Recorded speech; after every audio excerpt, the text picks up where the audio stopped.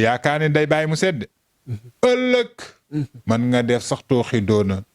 waaye nga naroon dugg feneen alxuraan ni yàlla di kii mas na ma fekk fenn ormal ma est-ce que yamul ak lenn ci àdduna sa ñëpp macha allah yamul ak lenn moo tax déglu ko baax na dégg ko baax na waaye di ko mottali ko baax na na nit ñi it di bàyyi di estati def say lëmbal ba mu neex est-ce que